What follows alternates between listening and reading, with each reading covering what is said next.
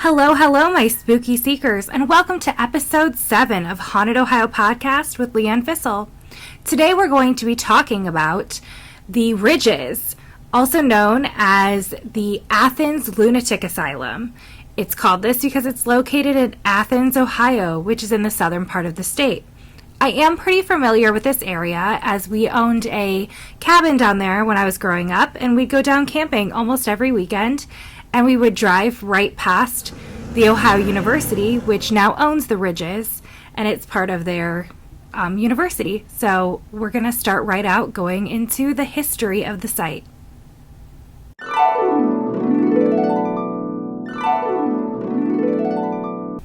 The asylum was in operation from 1873 to 1993. It housed all manner of mental patients, from Civil War veterans, children, even criminals. And they all ranged from different functions, different mental disorders that they suffered from. It also has some very large cemeteries. There are over 1,900 people buried in these cemeteries, and some of them are only marked with a number. In the 40s, they began using names and even the death and the birth dates, but before that, they're marked with mostly just numbers, which I think is super sad and just not a way to go out, especially these people weren't all criminals. They were, not that it's okay for it to be criminals either, but these were just people who had problems, and even the criminals, I'm sure it was just a lot due to their mental issues, and that's just very sad that they were just reduced to a number. And like I said before, the Ridges currently function as a part of Ohio University, which is a big university down in southern Ohio. It houses their police department for the university, as well as the Kennedy Art Museum and other things. It's a really big piece of land, big part of campus. And most residents of the asylum have some stories, some sort of spookiness that they've seen or heard, and we're going to get into why that might be next in the reason for the spookiness.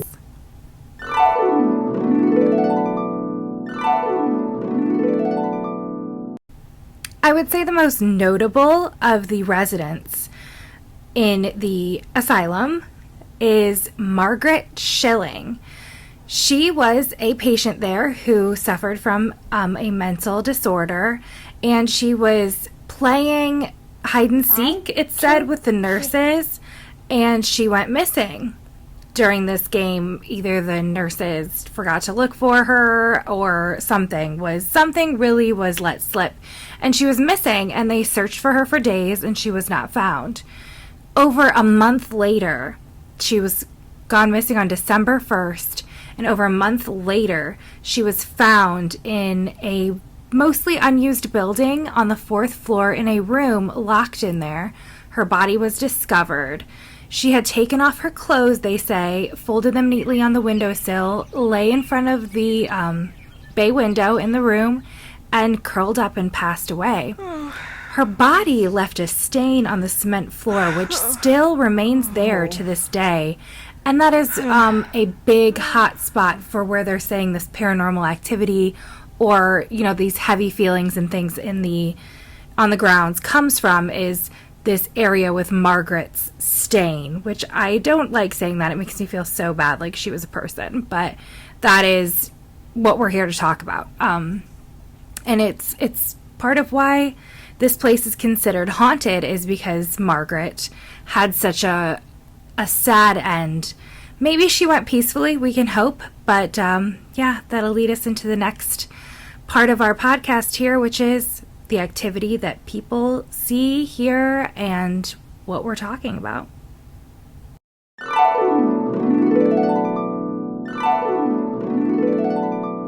There are also some accounts of overcrowding and invasive techniques in treating these different mental issues, which happened across the country. This is not just here. The lobotomy of it all, I imagine, is what we're talking about. Just electroshock therapy. It was all very invasive, very painful treatments for what they thought were curable diseases this physical way.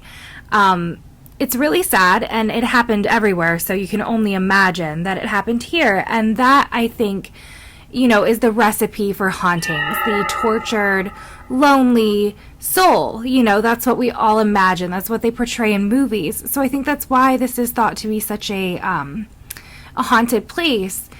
People say that they hear screams, disembodied voices, even seeing apparitions at times. And another one that I read about that I thought kind of rang true to me was the rattling of doors and doorknobs, like someone was trying to get in or out. To me, that's like maybe they were trying to escape, or they still think that they're trapped there, because even when they were here, they didn't understand why, and maybe, they just haven't moved on, and hopefully that's not the case, and it's just some sort of residual energy. And so that's what people hear and see, and a lot of it is centered around where Margaret's body was found, in that building on the 4th floor, and that room. A lot of people say that they see and hear activity there, and that makes sense to me. I would imagine she might still be there if anyone is. But also, it seems like maybe that's what she wanted. She went into this room, she lay down on the floor and just kind of let herself go. I hope that it was peaceful and it was what she wanted, maybe. I hope that she wasn't just trapped in there. And it said the door was locked, so I have to imagine it was locked from the inside, so hopefully it was a choice that she made herself. That's pretty much all I have on that. What I think is that these places like this, these asylums, these sanitariums, whatever you want to say, anywhere that a large group of people was gathered and probably not there on their own free will. I imagine that even if you should be somewhere like that or should be in a hospital environment, you don't want to be. You want to be free and out in the world. I just imagine that those places are where a lot of negative energy would be held, and all of the stairwells and places that are known to host energy and kind of absorb it. There are tons of them in these big buildings. So I believe that, there probably is some residual energy. And I believe that Margaret's story seems to be one that would maybe have some unfinished business. Maybe she was trapped or stuck. So, I imagine there is some activity there. That's my personal take on it. But till next time, guys, stay spooky.